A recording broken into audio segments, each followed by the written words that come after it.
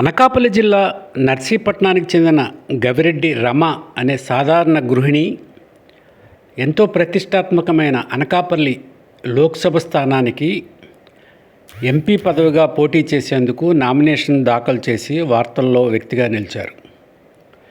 నర్సీపట్నానికి చెందిన ఈమె నామినేషన్ దాఖలు చేసిన విషయం నర్సీపట్నంలో కూడా అనేక మందికి ఇంకా తెలియని విషయంగానే ఉంది. ఈమె భర్త గవిరెడ్డి స్వామినాయుడు ఎలియాస్ నాని పట్టణంలో చిరు వ్యాపారిగా ఉంటున్నారు.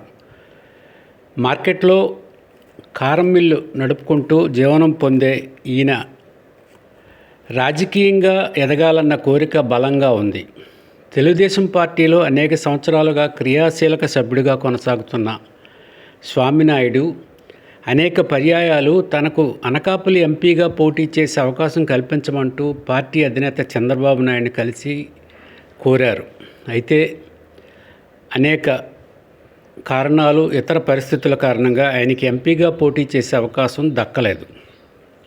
దాంతో తన కోరికను తన భార్య ద్వారానైనా తీర్చుకోవాలన్న ఆసక్తితో ఈసారి అనకాపల్లి ఎంపీ స్థానానికి గవిరెడ్డి రమ శుక్రవారం నామినేషన్ పత్రాలను దాఖలు చేశారు. నర్సీపట్నానికి చెందిన ఈ దంపతులు అనకాపల్లి ఎంపీ స్థానానికి ఎందుకు పోటీ చేయాలనుకుంటున్నారనే విషయమై వారిని ప్రశ్నించగా అనేక ఆసక్తికర అంశాలను వెల్లడించారు. ఎన్టీఆర్ భవన్ నిర్మాణం నాటి నుంచి తను ఎంపీగా పోటీ చేయాలని ఆసక్తితో ఉన్నానని, ఆ దిశగా చేసిన ప్రయత్నాలు ఫలించలేదని, దాంతో తన భార్య చేత నామినేషన్ దాఖలు చేయించానని ఈయన అంటున్నారు.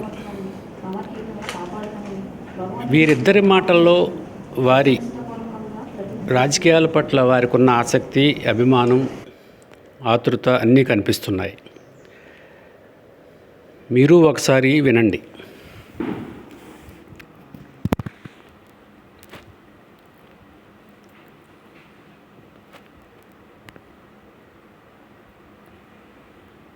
గవిరెడ్డి స్వామినాయుడు, నర్సీపట్నం, అనకాపల్లి డిస్ట్రిక్ట్. నేను రాజకీయంగా మొట్టమొదటి నుంచి తెలుగుదేశం పార్టీయే. తెలుగుదేశం పార్టీ హైదరాబాద్లో కొత్త కార్యాలయం ఏర్పాటు చేసి ఎంపీగా అప్లై చేశాను. ఎంపీగా అప్లై చేశాను. నేను చంద్రబాబు స్వీకరించి నా గురించి ఎంక్వైరీ చేశారు ఇంటెలిజెన్స్ ద్వారా. అప్పుడు గంటా శ్రీనివాస్ గారికి ఇచ్చారు అప్పుడు పేదవాడు అని చెప్పేసి. అలా ప్రతి ఎంపీ ఎలక్షన్కి నేను దరఖాస్తు ఇస్తూనే ఉన్నాను చంద్రబాబు నాయుడు గారికి. ఆయన కూడా ఇస్తాను, ఈవేళ ఇస్తాను అని అంటున్నారు. మొన్న కూడా 6 నెలల క్రితం దరఖాస్తు ఇచ్చాను ఆయనకి. చూద్దాంలే అన్నారు.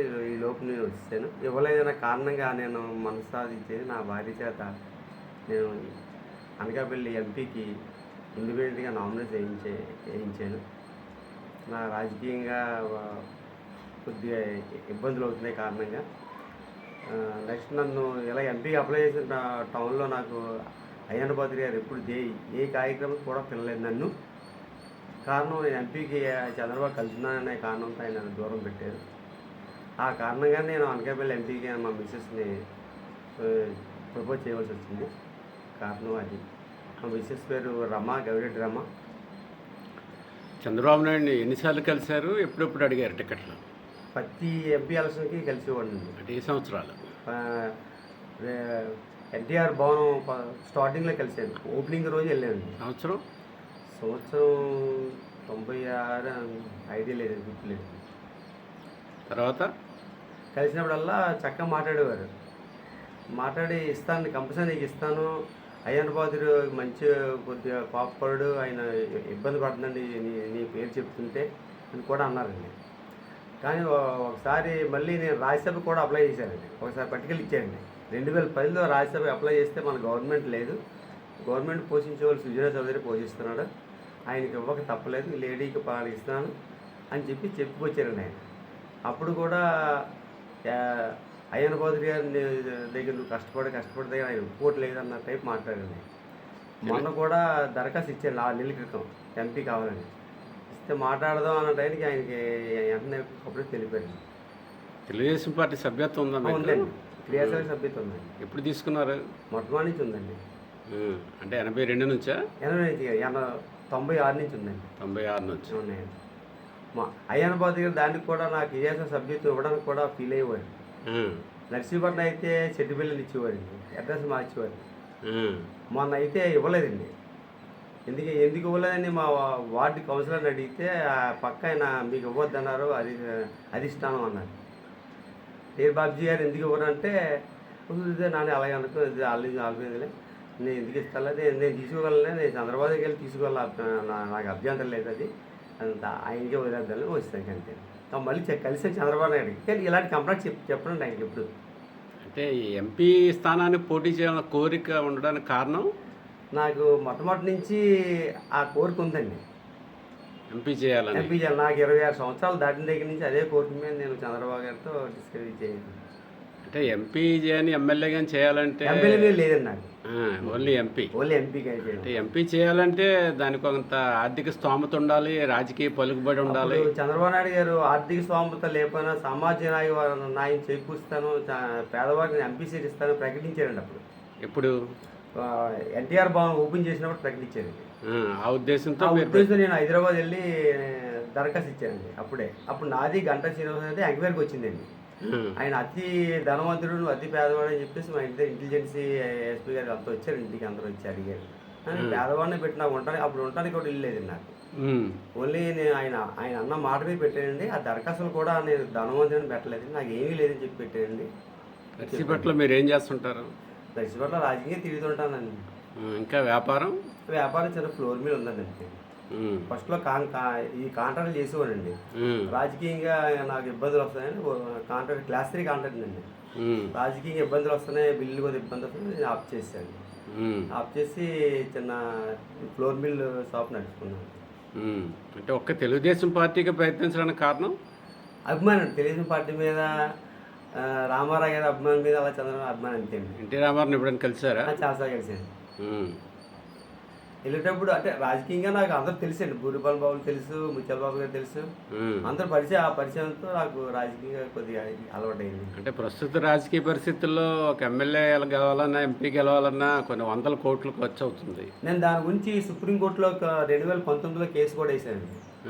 పేదవారికి పోటీ చేయడానికి ఏ అర్హతలు, రాజ్యాంగం ప్రకారం అర్హతలు లేవు, అర్హతలు ఉన్నాయి, అర్హత ప్రకారం రాజ్యాంగాన్ని ఎవరూ అనుసరించట్లేదు, ఒక ఎంపీ పోటీ చేయాలి, ఒక ఎమ్మెల్యే పోటీ చేయాలంటే కోట్ల మీద డబ్బులు అవుతున్నాయి, దాని పరంగా మరి రాజ్యాంగ పరంగా ఎన్నికలు జరగనప్పుడు ఈ రాజ్యాంగం ఎందుకు అవ్వట్లేదు, రాజ్యాంగం అమలు అవ్వట్లేదు అని నేను 2019లో సుప్రీంకోర్టు న్యాయమూర్తికి, ప్రధాన న్యాయమూర్తికి ఒక కేసు పంపించానండి, కంప్లైంట్ తయారు చేసి పంపించానండి.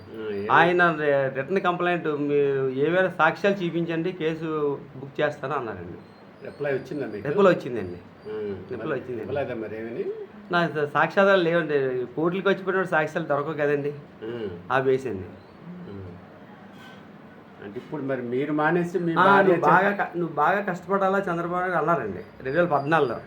మర్రి చెట్టు కింద చిన్న మొక్క నాటడం కష్టం కదండి, నేను ఎంత కష్టపడినా ఫలితం ఉండట్లేదండి, అయ్యన్న పాత్రుడు గారి దగ్గర ఎవరైనా రికమెండ్ తీసుకెళ్తే నన్ను చూస్తే ఆయన సిరాకు పడుతున్నారు, అవతల కూడా ఈరోజు నేను చేయనా పని అని చెప్పి అనేవారండి.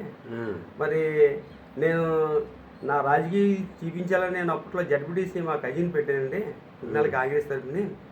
మరి ఆవిడ విత్డ్రా చేయమని ఎంత అవుతుంది, చేయలేదండి. మరి రాజకీయంగా మరి అంతకన్నా ఏం చేయాలండి. నెక్స్ట్ 6 వార్డు మెంబర్లు నేను పోటీ చేయించానండి.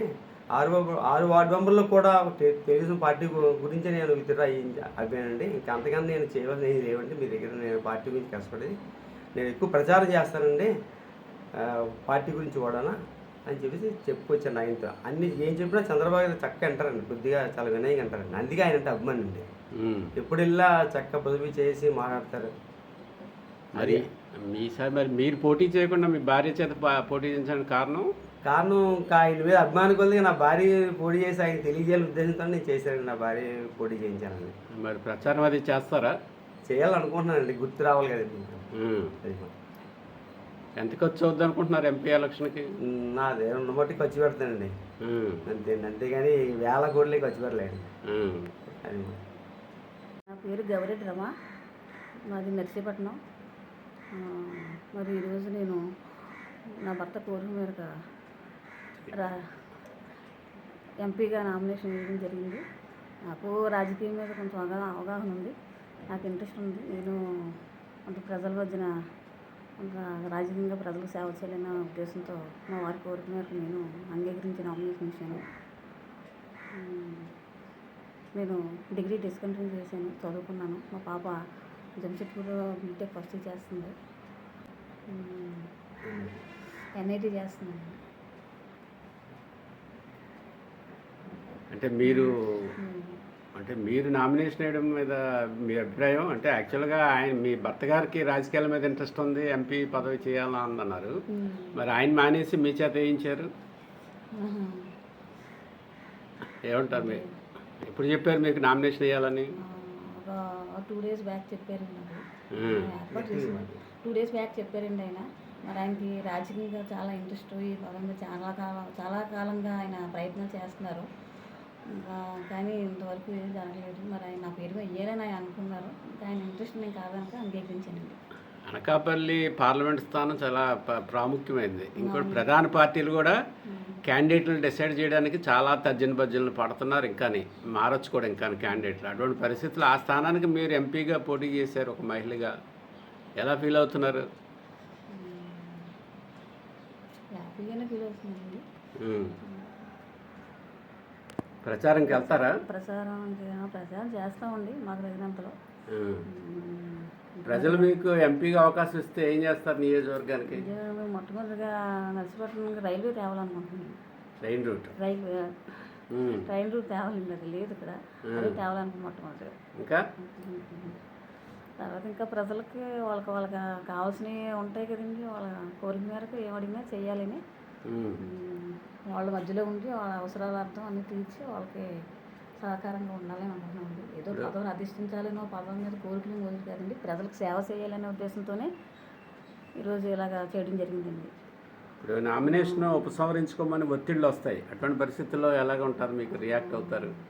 చేయనండి, ఉపసంహరించుకోనండి. ఎవరేం చెప్పినా చేయనండి. ఖచ్చితంగా పోటీ చేస్తారు. పోటీ చేస్తాను. ఒక గృహిణిగా ఉంటూ ఒక ఎంపీ స్థానాన్ని నామినేషన్ వేయడం మీద మీ ఫీలింగ్ ఎలా ఉందండి? గృహిణిగా అంటే గృహిణిగానే ఉండిపోలేదు కదండి. మాతో స్ఫూర్తి చాలామంది ఉన్నారు. మరి అలాగే మరి నేను కూడా అని అనుకుంటున్నాను. గృహిణిలో ఈ రోజుల్లో అది ఏవి గృహిణిగానే ఉండిపోవాలని లేదు. రాజకీయంగా అయితేనే వాళ్ళు స్త్రీ మరి చాలా అన్నిటిలో మరి వృద్ధిగా పైకి వస్తున్నారు ఆడవాళ్ళు, మహిళలంతా. అలాగే నేను